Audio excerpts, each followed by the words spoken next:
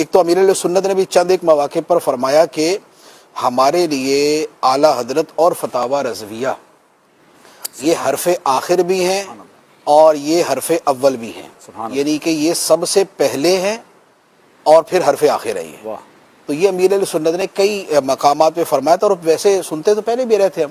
تو اس وقت پھر اس کا جو ہے نا وہ میں نے مطالعہ شروع کیا، اور پھر چونکہ دارالافتاء میں بیٹھنا تھا، فتاوی لکھنے تھے، اور یہ ذہن میں تھا کہ ہم نے اپنی زندگی میں جو مفتیان کرام کو دیکھا، جن جن جامعات کے اندر میں پڑھتا رہا اپنے اہل سنت کے، ان سب میں نے 3 جیسے جامعات میں پڑھا تو تینوں جگہ ہمارے اساتذہ میں وہاں کے مفتی صاحب بھی ہوتے تھے.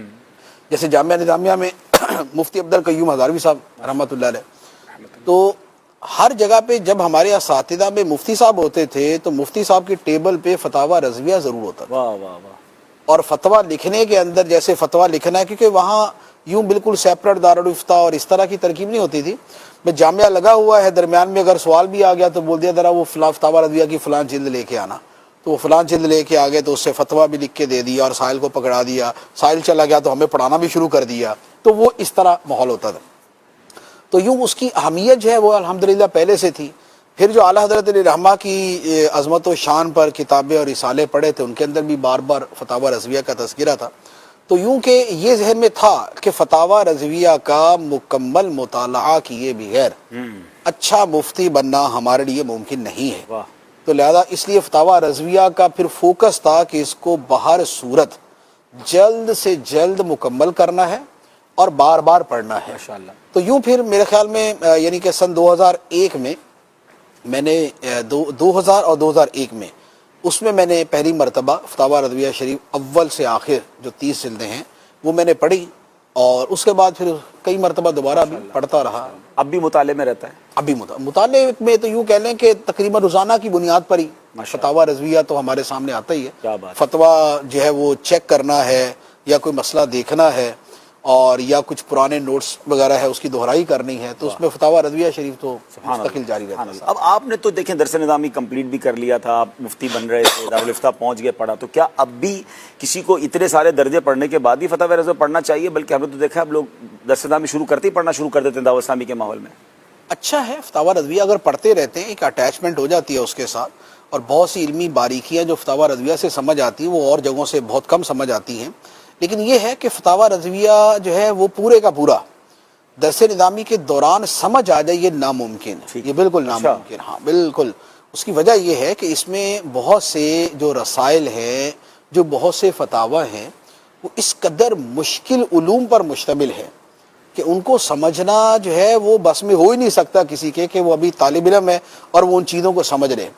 ایون کہ جو طہارت کے مسائل ہیں، جو نماز کے اوقات کے مسائل ہیں، جو خود نماز کے مسائل ہیں، جو جماعت کے مسائل ہیں، اور اسی طرح پھر آگے جو ہے وہ کفن دفن کے احکام کے اندر، پھر حج کے اندر، انہی میں اس قدر علمی، اس قدر دقیق اور باریک علوم پر مشتمل فتاوی اور کتابیں ہیں کہ اس کو یوں تو پڑھ سکتے ہیں کہ اس جلد کے آسان فتوے پڑھ لیے، اس میں آسان چیزیں پڑھ لی، اور جو مشکل والے ہیں وہ چھوڑ دیے. لیکن کوئی اس کو پڑھنے بیٹھ جائے گا نا تو شاید وہ ہمت ہی ہار دے، یار یہ تو ایک لفظ نہیں سمجھ آ رہا مجھے.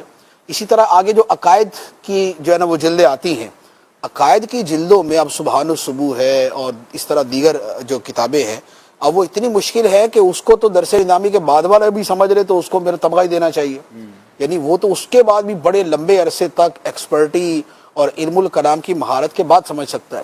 پھر اس کے بعد فتاوی رضویہ کی آخری جلدوں میں وہاں پر جا کے پھر یہ فلسفے کے اور عقائد کے کچھ رسائل ہیں، ان کو سمجھنا آسان نہیں ہے.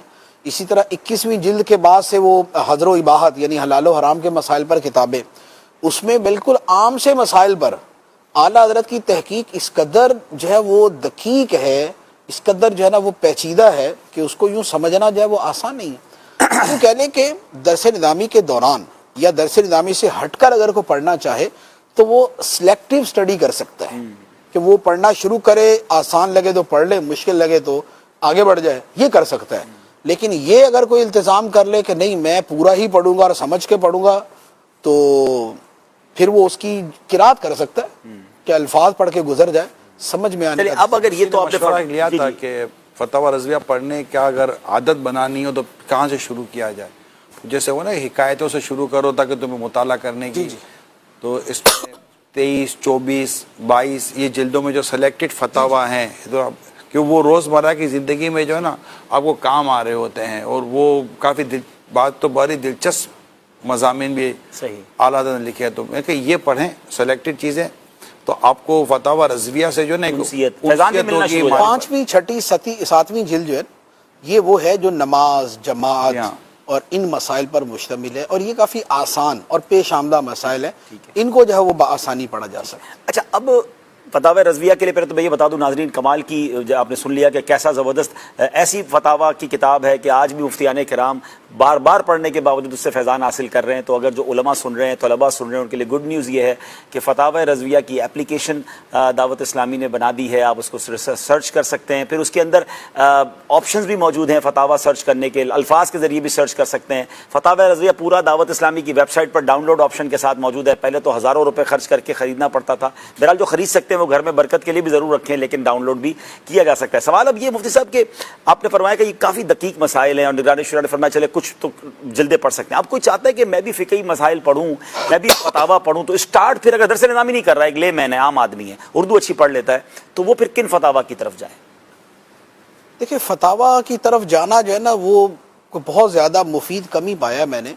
اس کی وجہ یہ ہے کہ فتاوا کی کتابوں سے مسائل جو لینا ہوتا ہے نا، یہ ہر بندے کے بس کی بات نہیں ہوتی۔ ٹھیک ہے، ایک مسئلہ کسی ایک جگہ پوچھا گیا، اب وہ ایک خاص صورتحال میں پوچھا گیا اور اس کے مطابق اس کا جواب ہے۔ صحیح صحیح۔